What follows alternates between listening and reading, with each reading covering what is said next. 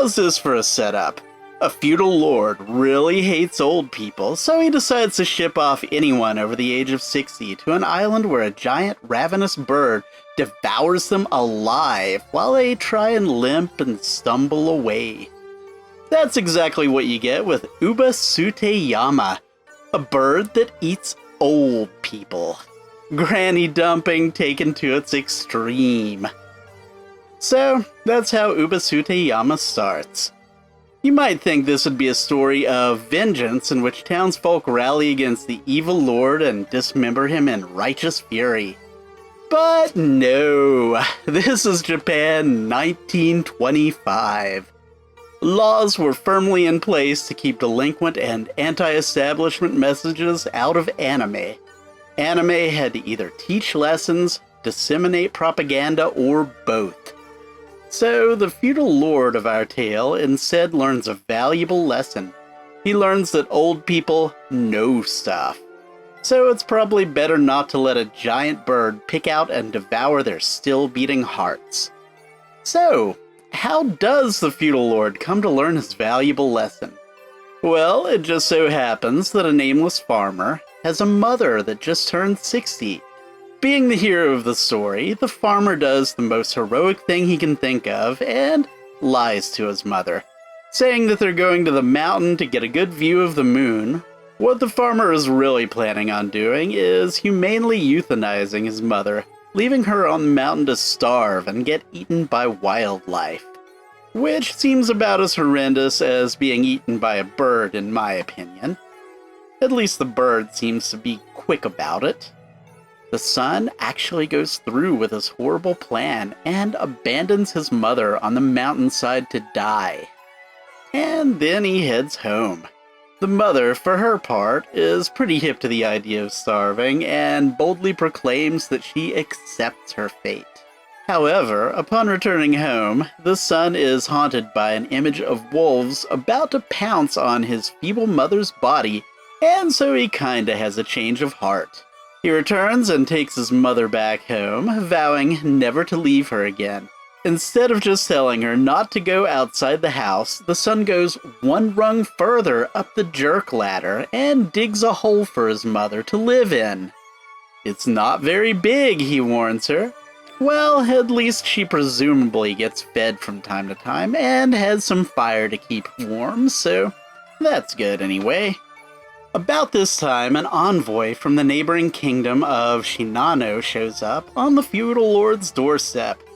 What sort of diplomacy brings these Shinano diplomats to the sadistic capital of the Eastern world? They come bearing puzzles. They first ask the feudal lord to put a thread through a crystal ball which has a hole bored through it. On the close-up of the crystal ball, the hole's shaped more like a colon than a hole, so it proves a near impossible task. One of the diplomats then informs the feudal lord that Shinano will go to war if he doesn't solve the riddle. Why, might you ask? Do you really need a reason to attack this sadistic arsehole? At this point, we get a trippy visual of the Lord of Shinano in full samurai battle gear poised to attack the city. The feudal lord is duly frightened by all this hullabaloo and offers a reward to anyone who can solve the thread puzzle, and word eventually gets out to the farmer. He thinks his mother might have a way to solve the problem, and he's right. After the farmer consults his mother inside her hole, she tells him a way to thread the ball, and then he goes running off to solve the bizarre puzzle. Her solution? Tie the thread around an ant and put it in one end of the tunnel. Put honey on the other end. The ant will make his way to the sweet gooey honey and carry the thread out the other end in the process. Problem solved. The Lord promises the farmer a reward and sends him off. However, a second envoy arrives with a second puzzle that demands to be solved, or war and stuff, presumably. Although there's no threat expressly spoken this time. The envoy has two incredibly cute horses, a mother and her child. They look exactly the same, and it's the grandma-hating king's duty to tell them apart. Instead of just taking a 50-50 chance on guessing the right one, he sends for the farmer again. Once again, the farmer asks his mother, who tells him to set out some hay for the horses. The horse who eats first is the foal, since mares allegedly let their children eat first. I made a brief attempt to fact-check this, and of course turned up nothing. In the context of the story, it certainly turns out to be true though, so the envoys are pleased, and the elder-bashing lord asks the farmer what he wants. The farmer, of course, wants his mom not to be sent off to the island of senior citizen eating birds. The lord grants the farmer his wish, and goes a step further, vowing never to mistreat the elderly again. And so the ritual of Ubasuteyama is stopped, which is good for everybody except for that cute island bird who now has to go hungry. The end. That's our story, and at this point it's pertinent to go into the mythical folk ritual of Ubasute. It's an odd word, so let's go ahead and break that sucker down. An Uba is an old woman. Sute means to get rid of, and Yama, well, that means mountain. And so Ubasuteyama means getting rid of an old woman on a mountain. Ubasute is a reoccurring theme in Japanese folktales that likely never happened.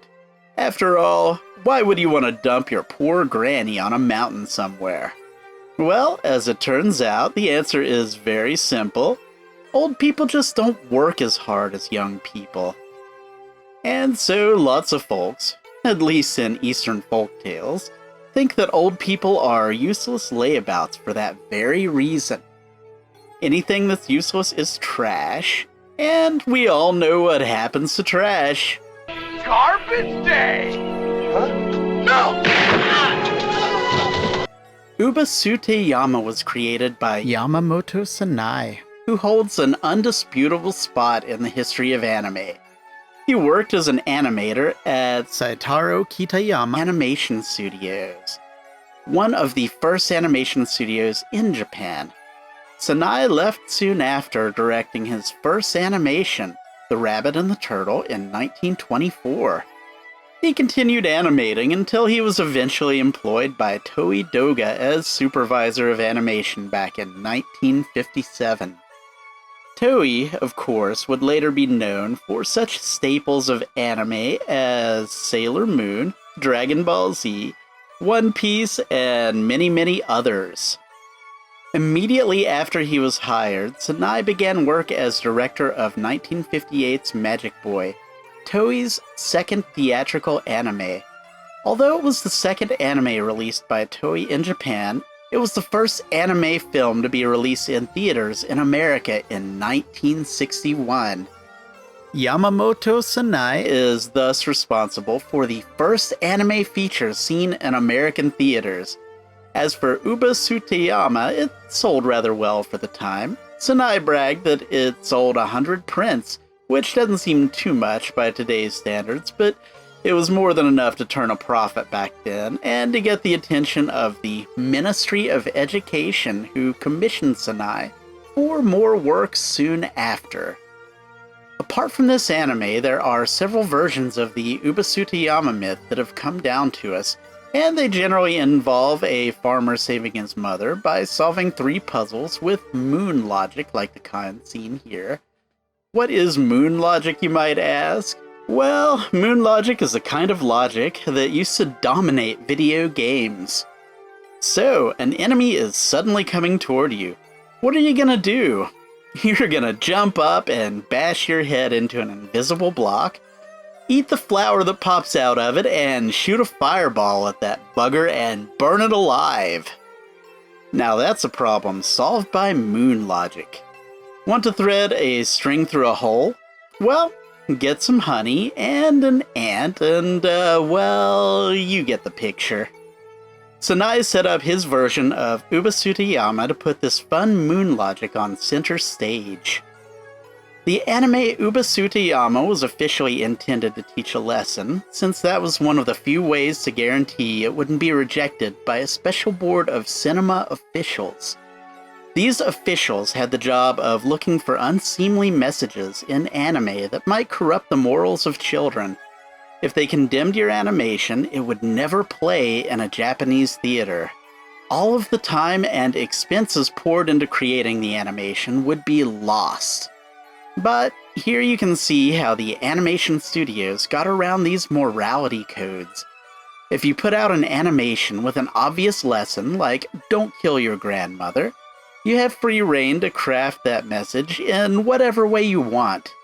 None of the versions of the Ubasuteyama myth that I've read mention a bird.